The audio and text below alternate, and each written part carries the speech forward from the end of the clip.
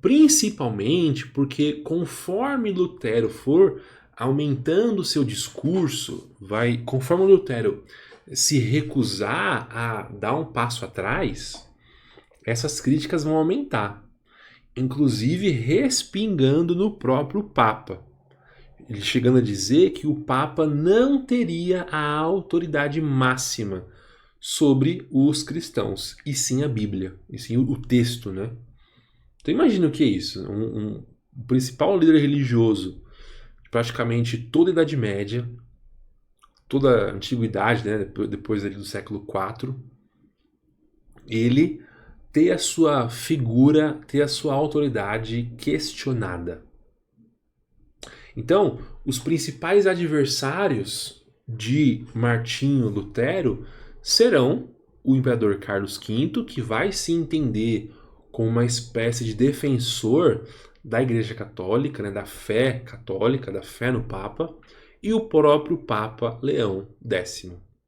Então, juntos, eles vão convocar em 1521 uma reunião, uma assembleia, para que Lutero ele pudesse se retratar, para que Lutero pudesse se explicar. A ideia era essa, né? Que Lutero voltasse atrás dos seus textos.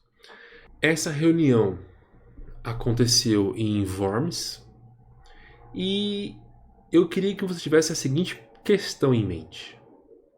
Se Lutero fosse para essa reunião, o que garantiria que ele não seria rechaçado, que ele não teria o mesmo destino de John Huss, por exemplo? E aqui a gente entra no segundo argumento, na minha opinião, é o principal argumento a respeito da política, do porquê Lutero teve sucesso, do porquê Lutero conseguiu mobilizar essa reforma. A resposta é a seguinte: quando Lutero apresenta suas críticas, quando Lutero se coloca como um crítico ferrenho à autoridade do Papa, se coloca como um crítico ferrenho às indulgências, ele vai receber o apoio de quem? Dos príncipes, dos nobres do Sacro Império Romano Germânico. Como eu disse para vocês, na aula sobre o feudalismo e nessa aula, a principal característica desse império é, por mais que exista a figura do imperador, que no caso é o Carlos V, o imperador não tinha controle e domínio total sobre o seu império. Os reis, os príncipes, os duques, os senhores de terra tinham muito mais poder local que o próprio imperador. Só que existia uma disputa política entre esses príncipes e o imperador. Que por mais que o imperador não tivesse a plenitude do poder político, ele ainda assim tinha essa legitimidade internacional, essa legitimidade religiosa e usava isso no seu dia a dia. Então, quando esses nobres viram Lutero criticando a igreja, quando esses nobres perceberam que essa podia ser uma ruptura, uma brecha, para que a autoridade do Papa, mas também a autoridade do imperador fossem questionadas, temos aqui a razão do porquê Lutero não teve o mesmo destino de John Huss. Martinho Lutero recebeu muito apoio dessa elite que estava buscando uma ascensão, desses comerciantes, desses nobres que queriam ver no enfraquecimento tanto do Carlos V quanto do Papa o seu próprio poder político crescer. Então, figuras como, por exemplo, Frederico III da Saxônia vão literalmente proteger Lutero. Proteger no sentido político, mas proteger também no sentido físico. O Frederico III vai dar a Lutero, né, vai permitir que Lutero se refugie em seu castelo para evitar que ele sofra algum tipo de atentado, que ele sofra algum tipo de represália contra suas ações. Então, esses nobres vão encarar em Lutero uma chance de enfraquecer o poder político, tanto do Papa quanto do imperador. O discurso protestante, o discurso de Lutero, de seus seguidores e daqueles, né, que vão ter outras interpretações, acima de tudo, é um discurso de contestação das autoridades políticas daquele período. Lutero, por exemplo, ele, como eu disse para vocês quase agora há pouco, afirmava que a autoridade vinha do próprio texto bíblico e não do Papa. Então, se o Papa não tem a autoridade máxima, aqueles que o Papa aqueles que o Papa abençoa, aqueles que o Papa permite que governe, também não têm autoridade. Então, nesse sentido, o imperador Carlos V ficaria enfraquecido. Nesse sentido, as lideranças burguesas, né, de comerciantes, as lideranças políticas de nobrezas do Sacro Império Romano Germânico poderiam crescer. Tanto é que Lutero vai ser excomungado, né, vai ser expulso da igreja a partir, né, da década de 1520, só que o luteranismo, ou seja, as suas ideias vão se espalhar, principalmente por essa questão política.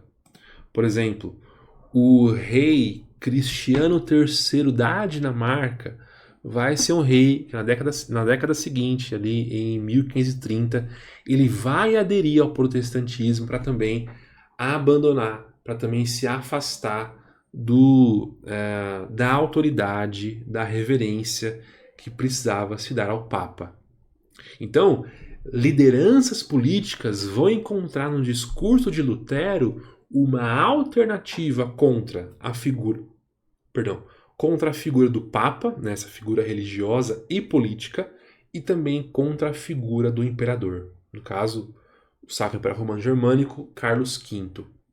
Então, o Cristiano é só um exemplo, mas também nós podemos citar o Gustavo I da Suécia, um outro reino que na década de 30 ele adere ao protestantismo, se desvinculando, né, se afastando da Igreja Católica, se afastando da autoridade do Papa, e vai encontrar no discurso de Lutero, no discurso protestante, a chance que eles tinham para fortalecer o seu poder político.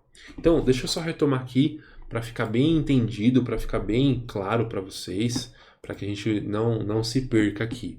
Então, por qual motivo Lutero teve sucesso na sua proposta, né, na sua proposta de crítica, e por que Lutero não teve o mesmo destino de outras pessoas, como por exemplo Jan Hus? Primeira coisa, a imprensa, a divulgação, a circulação de ideias permitiram que Lutero conseguisse espalhar o seu pensamento não só para onde hoje é a Alemanha, né, mas praticamente por toda a Europa.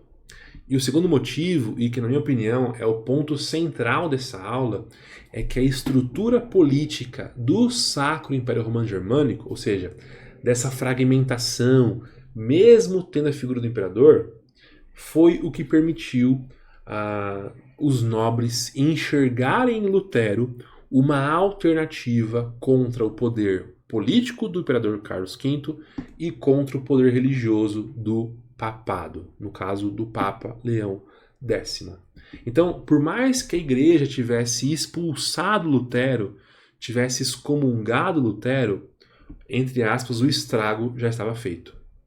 Então, outros reinos, outras monarquias, outros países europeus já tinham abraçado esse princípio luterano, já tinham abraçado esse espírito protestante de contestar as autoridades políticas e a autoridade religiosa que não fosse o texto bíblico.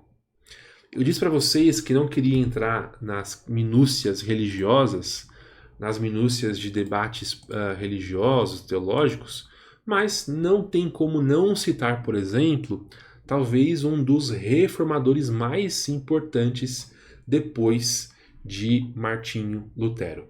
Então, se para Lutero a fé era a única garantia da salvação, a fé em Jesus e nada mais, vai ser em Martinho Lutero, que vai escrever na Suíça os seus textos a respeito da predestinação.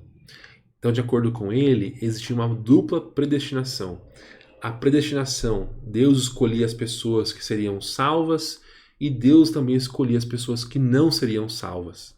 E no contexto do João Calvino, né, e da teoria que eu vim em seguida, do calvinismo, uma das formas de você confirmar essa salvação era a respeito da sua vida material, era a respeito da sua vida de trabalho, da sua prosperidade a partir daquilo que você trabalha, daquilo que você investe o seu dinheiro.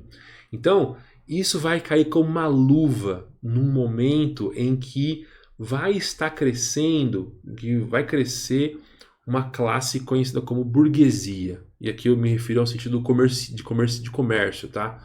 Não no sentido moderno da palavra. Mas uma elite comercial, uma elite política vai encarar no discurso tanto de Lutero, em contestação às autoridades, quanto de João Calvino, em que a salvação podia ser visível aos olhos humanos, uma ótima forma desses reis, desses políticos, não só prosperarem, como também de eles mostrarem que estão vivendo um novo momento.